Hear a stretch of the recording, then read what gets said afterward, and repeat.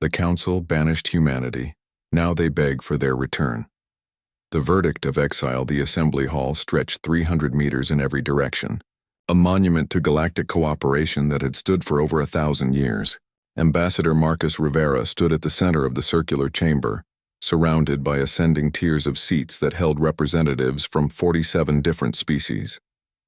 Some had scales that shimmered under the soft lighting. Others had multiple limbs or eyes that saw in spectrums humans could barely imagine. A few looked almost human, but their movements betrayed their alien nature. Marcus had walked these halls for 15 years. He had negotiated trade agreements, resolved disputes, and built friendships across species barriers. Today, all of that meant nothing. The atmosphere in the chamber was thick with tension. He could feel it pressing against his chest like a physical weight. High Arbiter Xyloth rose from the central podium. The Keltheran stood nearly 3 meters tall, his crystalline exoskeleton catching the light and scattering it in patterns that hurt human eyes to observe directly. His species had founded the Galactic Confederation over 2 millennia ago, and they had never let anyone forget it. Ambassador Rivera. Xyloth's voice resonated through translation devices embedded in every seat. The Confederation has convened this emergency session to address grave concerns regarding humanity's presence in galactic society. Marcus kept his expression neutral. He had known this was coming. For months, whispers had circulated through diplomatic channels. Humanity was expanding too quickly. Human culture was spreading across Confederation worlds like a virus. Human businesses were outcompeting established corporations that had operated for centuries. The old powers were nervous. "We have evidence," Xyloth continued, "that humanity has been secretly militarizing beyond acceptable parameters. Your species has established military installations in 14 star systems. You have constructed vessels that violate size and weapons restrictions outlined in the Confederation Charter." A holographic display materialized above the chamber floor. Images appeared of human ships, space stations, and defensive platforms. Marcus recognized them immediately. They were standard defensive installations, nothing more aggressive than what dozens of other species maintained. But the presentation was damning. Dark music played. Ominous narration highlighted every weapon, every shield generator, every armor plate. "These are defensive systems," Marcus said firmly. His voice carried authority despite the fear coiling in his stomach. "Every image you have shown exists within Confederation guidelines. We have submitted detailed reports on all military construction. Our facilities have been open to inspection. Your transparency does not address the fundamental problem," came a voice from the upper tiers. Ambassador Vren of the Solix Collective leaned forward, her 6 eyes focused intently on Marcus. "Humanity has been part of the Confederation for only 130 years. In that time, you have colonized 42 worlds. You have established economic dominance in 7 sectors. Your population has grown at a rate that threatens to overwhelm established demographic balances." "We have broken no laws," Marcus replied. "Human colonization efforts have been directed toward unclaimed systems or worlds purchased through legal channels. Our economic success is the result of innovation and hard work, not deception or manipulation." "That is precisely the problem," Xyloth said quietly. The chamber fell silent. "You have not broken our laws. You have simply outpaced them. Humanity moves too quickly. You change too rapidly. You refuse to accept the measured, stable approach that has kept the Confederation peaceful for 2,000 years. Marcus felt the ground shifting beneath him. This was not about laws or regulations. This was about fear. The elder species, comfortable in their ancient hierarchies, saw humanity as a threat to the order they had carefully maintained for millennia. "What are you proposing?" Marcus asked, though he already knew the answer. Xyloth's crystalline features remained unreadable. "The Confederation Council has prepared a resolution. We propose the immediate expulsion of humanity from the Galactic Confederation, effective upon vote passage. All human military and civilian assets must be withdrawn from Confederation space within 60 standard days." The words hit Marcus like a physical blow. Expulsion. After a century of cooperation, a friendship of building bridges between species, they were being cast out. "This is madness," Marcus said, his voice rising. "Humanity has been a loyal member of this confederation. We have contributed technological advances. We have shared our resources. We have fought alongside you in the Kryn border wars. Human scientists have worked with your researchers. Human children have grown up playing with your children. And this is how you repay that loyalty? Your loyalty is not in question, Xyloth replied. Your potential is. We cannot allow a species of your ambition to remain within our structure. The risk is too great. Risk? Marcus felt anger replacing his shock. The risk of what? Success, prosperity? Or simply the risk that we might one day have an equal voice in how this confederation is governed? Murmurs rippled through the chamber. Some species shifted uncomfortably. Others nodded in agreement with Xyloth. Marcus could see the divide clearly now. The established powers against the newer members who had also felt the weight of the elder species' control. The vote will proceed, Xyloth announced. All members of the Confederation Council, indicate your decision on the resolution for humanity's expulsion. The voting display illuminated across the chamber wall. Species names appeared one by one, each followed by a color. Green for opposition to expulsion. Red for support. The reds outnumbered the greens from the start. Marcus watched his world crumble. The Pelthian Republic voted red. The Vortian Collective voted red. The Argent Commonwealth, humanity's closest trading partner, hesitated before voting green. It did not matter. The reds kept coming. When the final vote registered, the display showed the devastating truth. 39 species had voted for expulsion. 6 had voted against. 2 had abstained. Humanity was expelled. The resolution passes, Xyloth announced. Humanity has 60 standard days to evacuate all presence from Confederation space. Any human vessels or installations remaining after that deadline will be considered in violation of Confederation sovereignty and will be dealt with accordingly. Marcus stood in the center of the chamber, feeling the eyes of 47 species upon him. Anger, fear, and sadness warred within him. But he was a diplomat. He would not give them the satisfaction of seeing him break. You are making a catastrophic mistake, Marcus said, his voice steady and cold, not because humanity seeks revenge or harbors ill will, but because you are choosing fear over friendship. You are choosing stagnation over growth. History will judge this decision and it will not be kind to you. He turned and walked toward the exit. His footsteps echoed in the sudden silence. Behind him, the species that had just cast humanity out sat in their seats, some confident, others troubled. Xyloth remained standing at the podium, his crystalline form reflecting the light like a prism. Outside the assembly hall, Marcus found Captain Elena Foster waiting. She commanded the UNS Horizon, humanity's diplomatic escort vessel stationed near the Confederation's central hub. Her expression told him she had been monitoring the proceedings. Sir? She asked quietly. We have been expelled, Marcus said simply. Contact Earth, initiate protocol exodus. We have 60 days to evacuate 14 million humans from Confederation space. Elena's face went pale. Protocol Exodus was the emergency evacuation plan that humanity had created decades ago, back when first joining the Confederation. It had been intended as a worst-case scenario, something to plan for but never expect to use. All of them? She asked. Every colony, every station, every person? Everyone, Marcus confirmed. Not a single human can remain in Confederation space after 60 days. Contact Fleet Command. Contact the Colonial Administration. Contact everyone. The Great Exodus begins now. The next 60 days were chaos. Across Confederation space, 14 million humans received the emergency broadcast. Families packed belongings they had accumulated over generations. Businesses that had operated for decades began liquidation procedures. Children who had been born on Confederation worlds learned they were leaving the only homes they had ever known. Some Confederation species helped. The Argent Commonwealth opened their ports and provided transport assistance. The Pelvan Federation, despite voting for expulsion, allowed humans to sell their properties at fair market value. Others turned their backs, afraid to be associated with the expelled species. Marcus coordinated the evacuation from the horizon, working 18-hour days to ensure that every human would make it home. He received reports from across Confederation space. The colony on Verdun Prime was evacuating 30,000 people. The research station at Kelvin's star was shutting down experiments that had been running for 20 years. The trading hub at Nexus 7 was closing human businesses that had employed thousands of Confederation citizens. On the final day, Marcus stood on the observation deck of the horizon watching the last transport ships gather.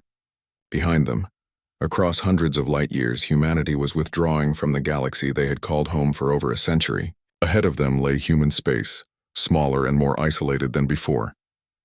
"All vessels report ready, Ambassador," Elena said softly. "We are the last ship. Everyone is accounted for." Marcus looked back at Confederation space one final time. Somewhere out there, the species that had cast humanity out were celebrating their victory.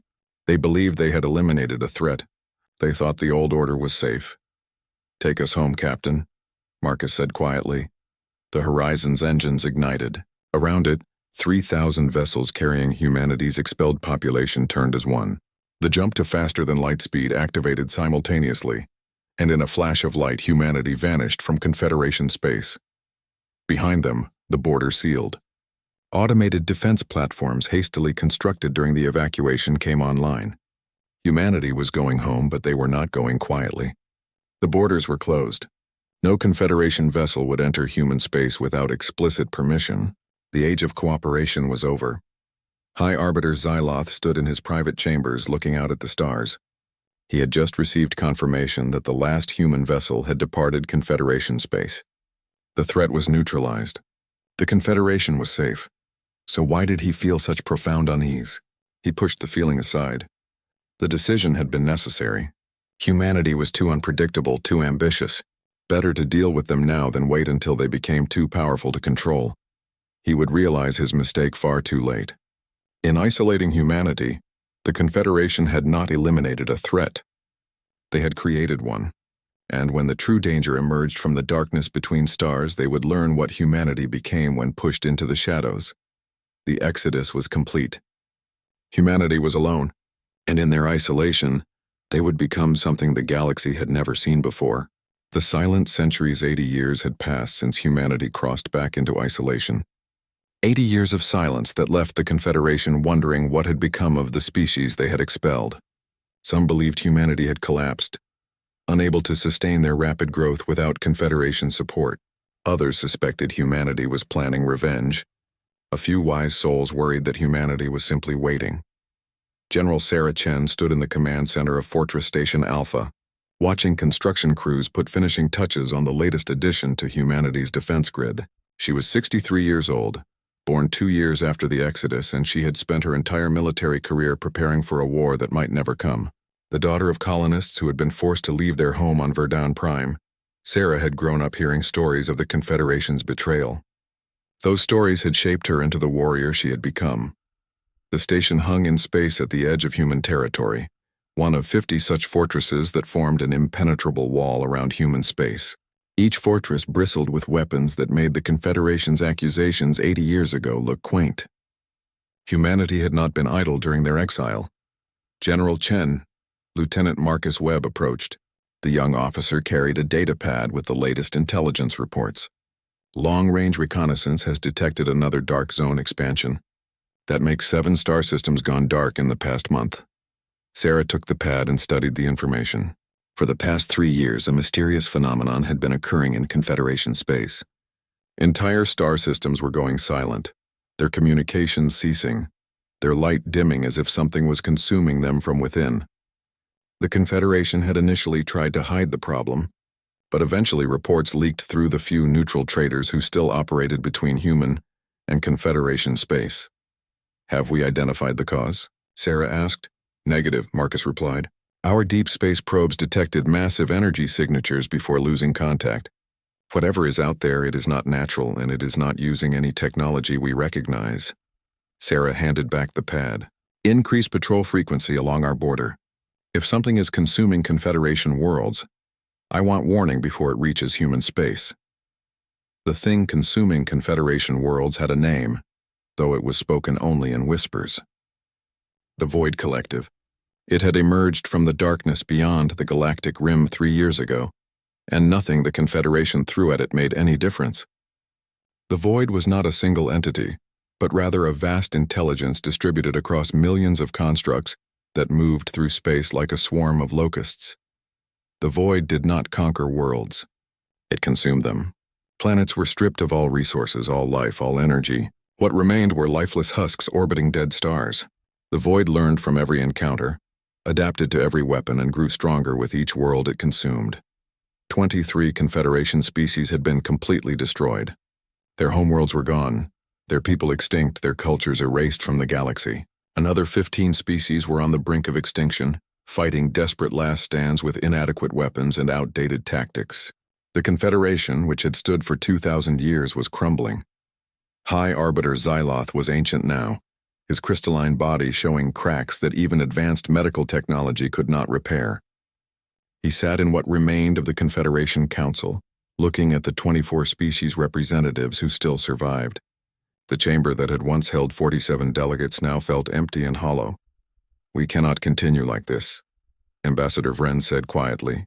The Solix Collective had lost 4 colony worlds to the void. Her species was dying. "Our fleets are destroyed as quickly as we can build them. Our defensive strategies fail within days as the void adapts. We need help." "From whom?" another delegate asked bitterly. "We drove away the one species that might have had the innovation to fight this threat."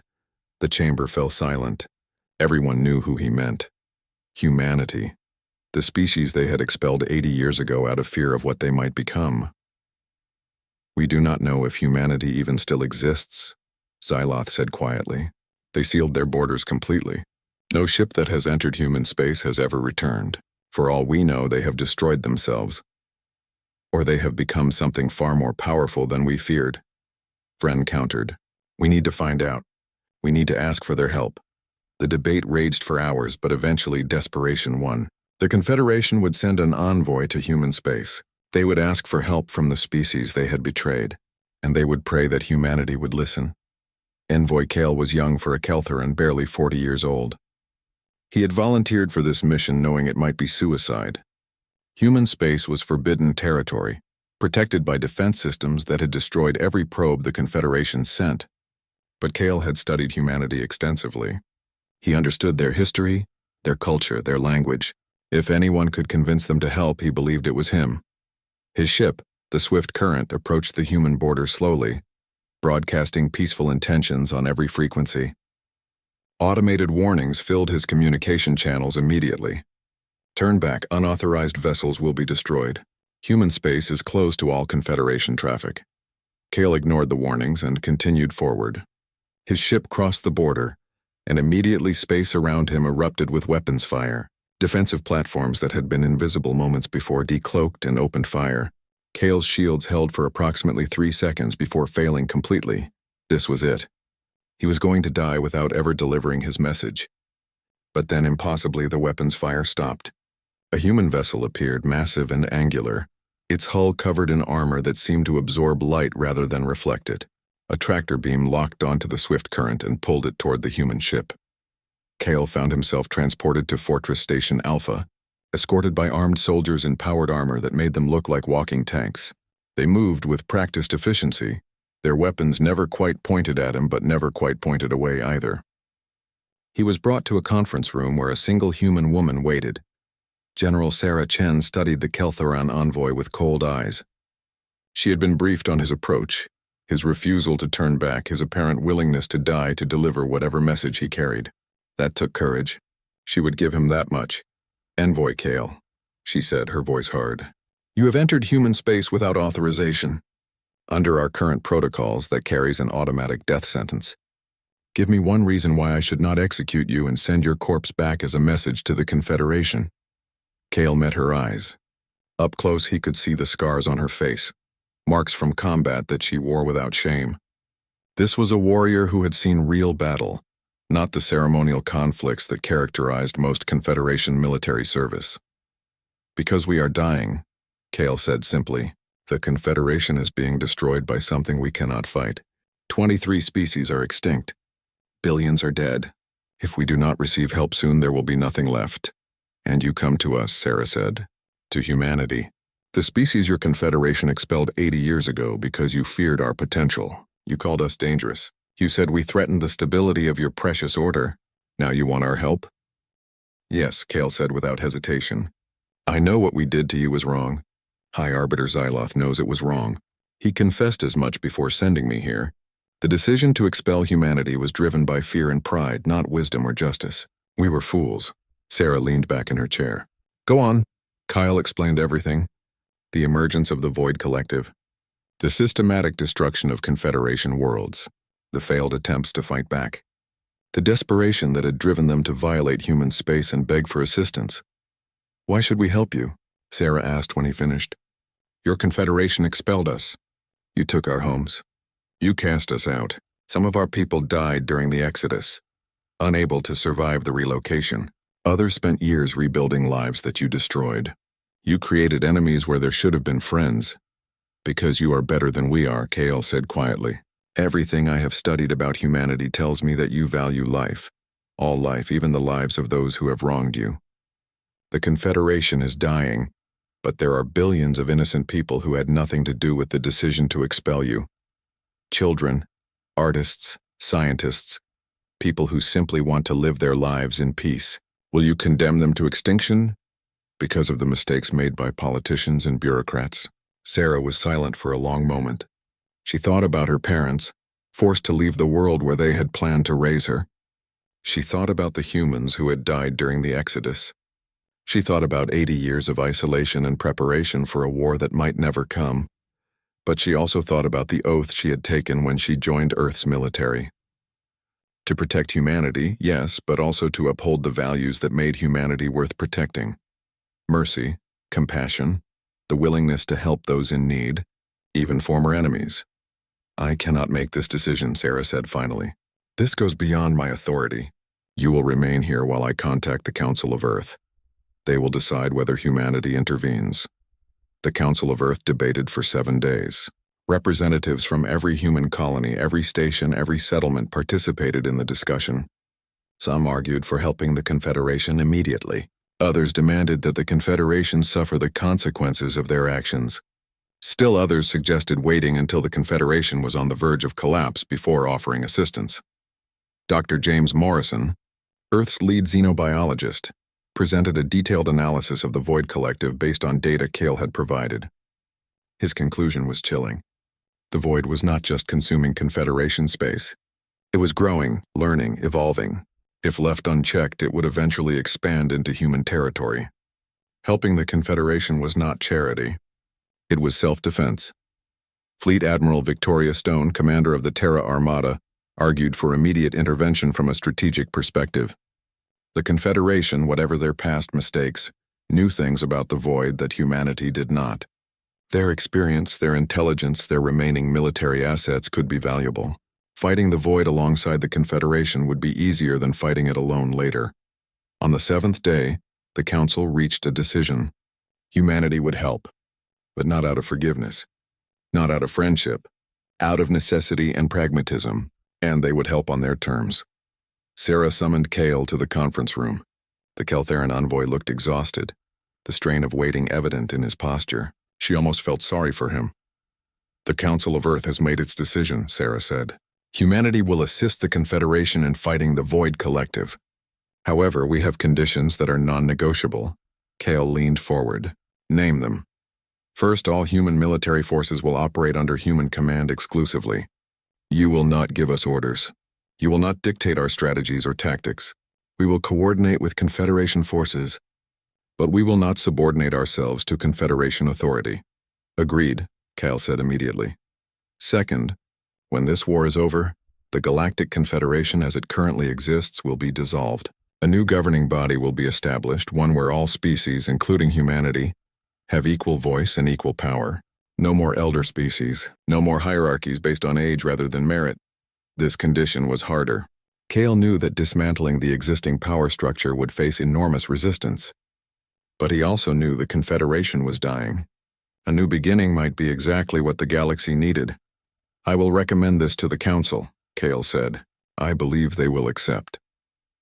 Third, Sarah continued, High Arbiter Xyloth will publicly acknowledge that humanity's expulsion was unjust. He will apologize to the human people for the harm caused by his decision, and he will resign from his position, effective when the new government is established. Kyle closed his eyes. This would destroy Xyloth. The High Arbiter had ruled for over 3 centuries. Forcing him to admit his greatest mistake publicly and then resign in disgrace would be the ultimate humiliation. "He will agree," Kale said quietly. He told me before I left that he would accept any terms humanity demanded. The guilt of his decision has haunted him for 80 years. Sarah nodded, then returned to the Confederation. Tell them humanity is coming. Tell them to prepare for war. And tell them that when we arrive, they will see what they created when they cast us into the darkness. Kale's ship was escorted back to the border and released. As he jumped to faster-than-light speed, heading back to Confederation space, he felt a mixture of relief and fear. Relief that humanity had agreed to help. Fear of what humanity had become during their 80 years of isolation. Sarah watched the Keltheran ship disappear and turned to her communication officer. Contact Fleet Admiral Stone. Tell her to mobilize the Terra Armada. All ships, all personnel, all weapon systems. It is time to show the galaxy what humanity has built. Across human space, warships began to move. Fortress stations went to maximum alert. Soldiers boarded transports.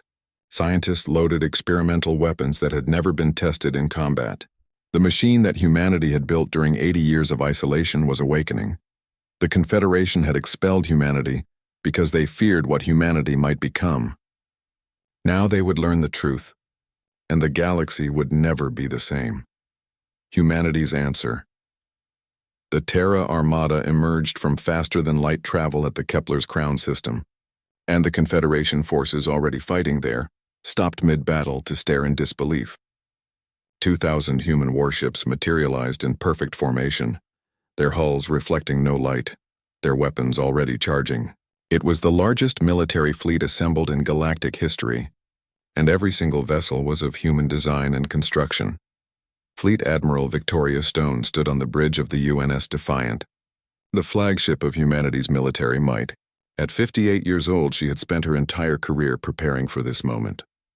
She had been born during the Exodus, raised on stories of the Confederation's betrayal, trained to fight battles that everyone hoped would never come. Now those battles were here, and she was ready.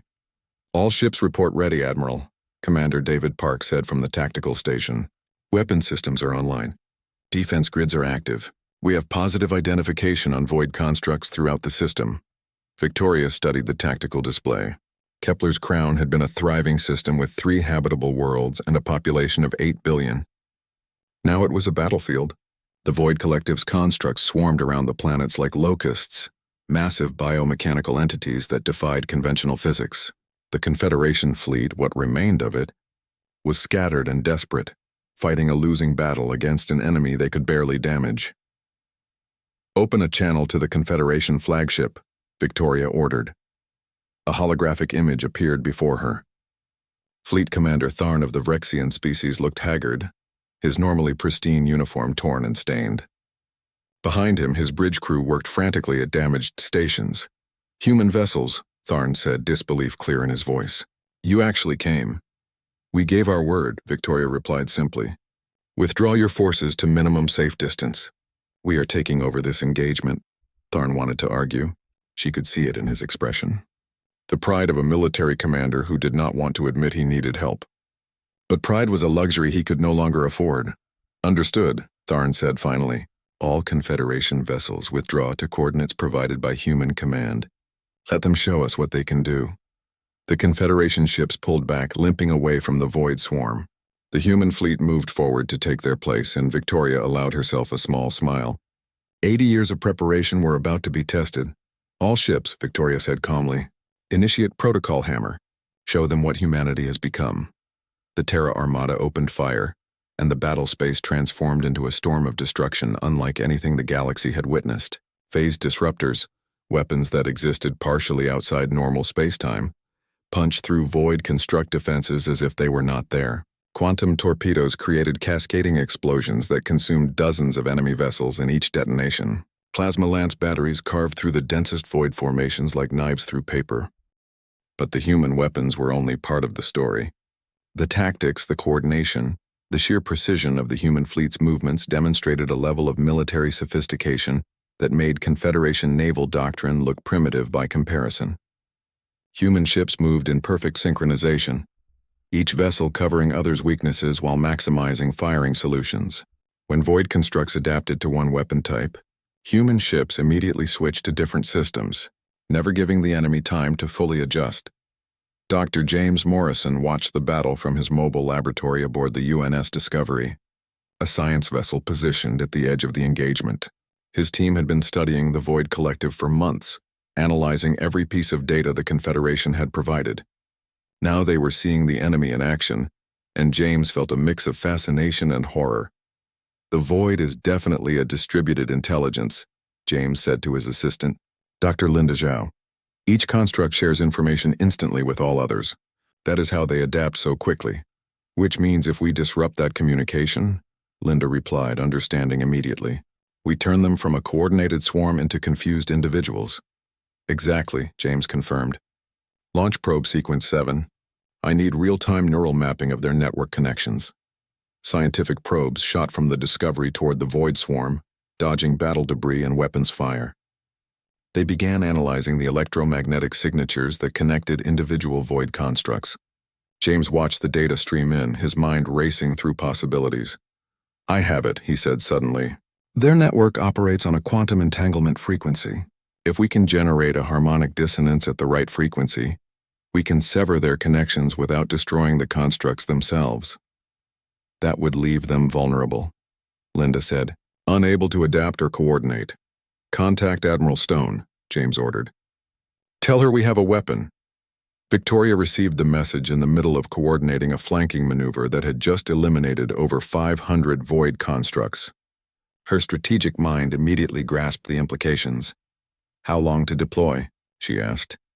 "I can have prototypes ready in 6 hours," James replied over the communication channel. "Full production deployment in 3 days. Make it happen," Victoria ordered. "And Dr. Morrison, if this works, you will have earned a permanent place in the history books." The Battle of Kepler's Crown lasted 48 hours. When it ended, the Void presence in the system was completely eliminated. Not a single construct remained operational.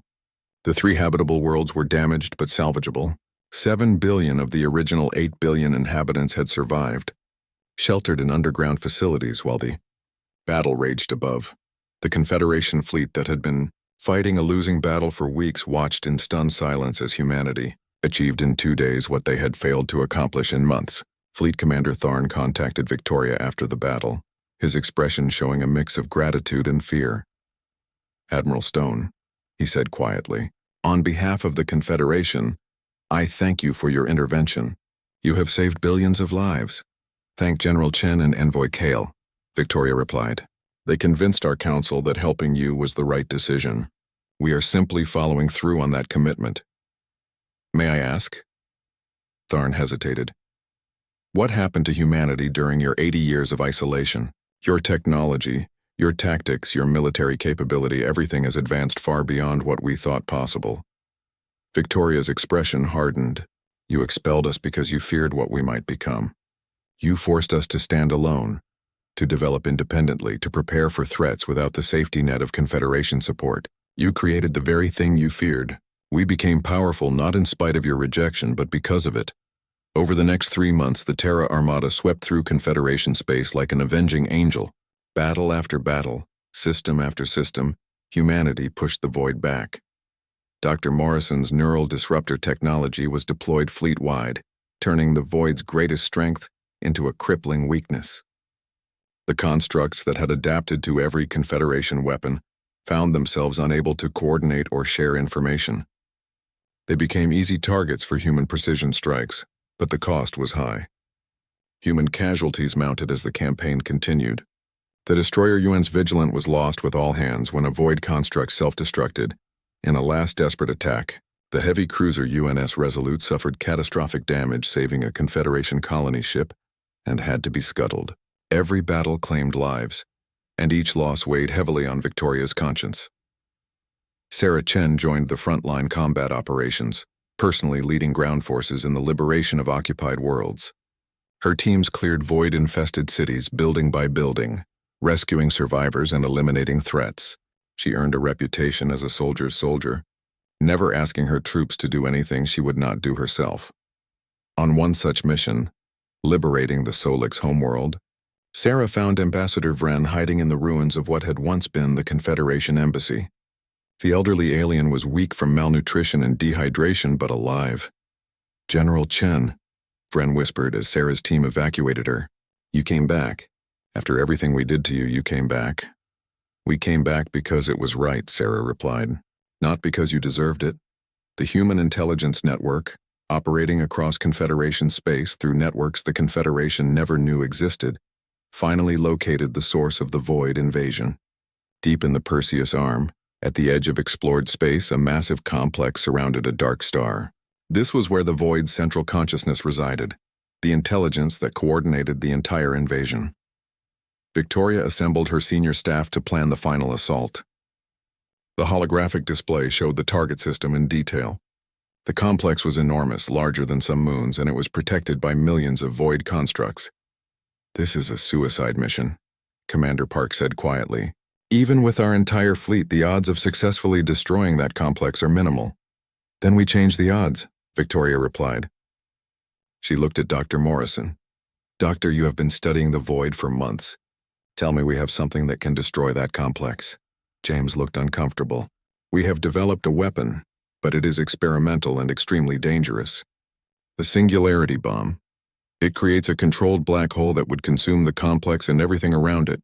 But the energy requirements are massive, and the weapon could destabilize local spacetime if deployed incorrectly. Risks, Victoria asked. If it fails, it could tear a hole in space that would consume this entire sector, James admitted. If it succeeds, the detonation ship would have no chance of escape. It would be consumed along with the target. The room fell silent. Victoria looked around at her officers, seeing the understanding in their eyes. Someone would have to deliver the weapon knowing they would not return. I will do it, Victoria said simply. Admiral, you cannot, Commander Park protested. You are fleet commander. The Terra Armada needs you. The Terra Armada needs someone to end this war, Victoria countered. I trained every officer in this fleet. Any of them can command after I am gone. But I will not ask someone else to make this sacrifice when I can make it myself. Sarah Chen was contacted immediately and arrived within hours. She found Victoria in her quarters, calmly writing letters to be delivered after her death. You cannot do this, Sarah said without preamble. There has to be another way. If there was, Dr. Morrison would have found it, Victoria replied. This is the only option that guarantees the Void's destruction. One life to save billions. The mathematics are simple. The mathematics are not simple when that one life is yours, Sarah argued. You are one of humanity's greatest military minds. We need you. Victoria smiled sadly. Humanity has always produced heroes when needed. When I am gone, another will rise. That is what we do. We adapt, we overcome, we survive. The final assault on the Void complex began 3 days later. The entire Terra Armada participated, over 1,900 ships after accounting for losses during the campaign. They emerged from faster-than-light travel in attack formation, weapons already firing. The Void responded with everything it had. Millions of constructs swarmed to defend the complex. Space became a chaotic battlefield where death came from every direction. Human ships fought with desperate ferocity, knowing that their admiral was counting on them to clear a path. Victoria piloted a single small vessel toward the complex. The Singularity Bomb secured in her cargo bay. Around her, her fleet died to keep her alive. She saw the destroyer UNS Courage ram a Void capital construct to clear her path. She watched the cruiser UN's determined sacrifice itself to block incoming fire. Each sacrifice burned itself into her memory. All ships, this is Admiral Stone, Victoria transmitted on the fleet-wide channel. It has been my honor to serve with you. Humanity's finest defenders, the galaxy's last hope. Whatever happens next, know that you have already won. You prove that humanity cannot be broken, cannot be defeated, and will never abandon those in need. Carry that truth forward. Make it the foundation of the new galaxy we build together. She reached the deployment point. The complex filled her view screen, a massive structure that pulsed with alien intelligence. The Singularity Bomb armed automatically, its systems cycling toward detonation. For humanity, Victoria whispered. For the galaxy. For everyone we lost and everyone we saved. She activated the bomb. The explosion was visible across 3 star systems. The controlled black hole formed exactly as designed, consuming the Void complex and everything within 1,000,000 kilometers. The Void's central consciousness, the intelligence that had coordinated the invasion, ceased to exist in a fraction of a second. Across the galaxy, Void constructs stopped functioning simultaneously. Without their central consciousness to guide them, they became inert husks, floating in space like the corpses they were. The invasion was over. 6 months later, representatives from humanity and the 24 surviving Confederation species gathered on Earth for the founding summit of the new Galactic Compact. The old Confederation was officially dissolved. In its place rose a new government structure built on principles of equality, cooperation, and mutual respect. High Arbiter Xyloth, now ancient beyond measure, stood before the assembly and delivered his public confession. He admitted that humanity's expulsion had been unjust, driven by fear rather than wisdom. He apologized for the harm caused to millions of humans forced from their homes, and he resigned from all positions of authority, effective immediately. Marcus Rivera, now 140 years old and confined to a mobility chair, attended the summit as humanity's representative. He had lived to see both the worst and best of galactic civilization. As he watched Xyloth step down, he felt no satisfaction, only sadness for the years wasted on fear and pride. Ambassador Rivera, Envoy Kale approached after the ceremony. The young Keltheran had been appointed as the liaison between humanity and the former Confederation species. "May I speak with you?" "Of course," Marcus replied. "I want you to know," Kale said quietly, "that everything you warned us about 80 years ago came true. We chose fear over friendship. We chose stagnation over growth, and we paid a terrible price for those choices." "And what did you learn?" Marcus asked. "That the greatest threats come not from those who are different from us," Kale said, "but from our own inability to accept difference. Humanity was never our enemy. Our fear of humanity was the enemy." Marcus smiled. "Then perhaps some good came from all this pain. Perhaps the galaxy learned a lesson worth the cost." In the years that followed, humanity took its place as an equal partner in the new Galactic Compact. Human technology helped rebuild worlds devastated by the void. Human diplomatic efforts resolved conflicts that had festered for centuries. Human culture spread across the galaxy, not through force or manipulation, but through the simple appeal of stories about a species that refused to surrender, refused to hate, and refused to abandon hope. General Sarah Chen retired from military service and established the Victoria Stone Academy, training the next generation of defenders from dozens of species. Dr. James Morrison continued his research, developing new technologies that benefited all Compact members equally. Commander David Park took command of the Compact's unified defense fleet, ensuring that the galaxy would be ready if the Void or something like it ever returned. The Void Gate, the rupture in space where the Void had first entered the galaxy, remained open despite humanity's victory. It was a reminder that threats still existed beyond the known stars. Humanity volunteered to maintain a permanent watch over the gate, and their fortress stations stood guard, ready to defend the galaxy that had once cast them out. One evening, Sarah Chen stood in the memorial garden on Earth dedicated to those who had died fighting the Void. Fleet Admiral Victoria, Stone's name was carved in stone alongside thousands of others who had sacrificed everything. Sarah placed flowers at the memorial, as she did every year on the anniversary of the final battle. "We won," Sarah said quietly to the name on the wall. "Not just the war, but the peace. Humanity proved we could be strong without being cruel, powerful without being tyrannical. You would be proud of what we built." Above her, ships from a dozen species moved through Earth's orbital space, a testament to the new era of cooperation. The galaxy had learned its lesson. Humanity had taught them through sacrifice, courage, and mercy. They had been expelled because they were feared. They returned because they were needed. And in returning, they proved that true strength lies not in the ability to destroy enemies, but in the wisdom to turn enemies into friends. The Council had banished humanity, calling them dangerous. They had been right to fear humanity's potential, but they had been wrong about what humanity would become. Not conquerors, not tyrants, but heroes, saviors. The galaxy's last hope when all seemed lost, and humanity had answered that call not with revenge but with redemption. The age of fear was over. The age of cooperation had begun. And at its heart stood humanity, no longer exiled and forgotten, but honored and remembered as the species that saved the galaxy by refusing to become the monsters their enemies had feared.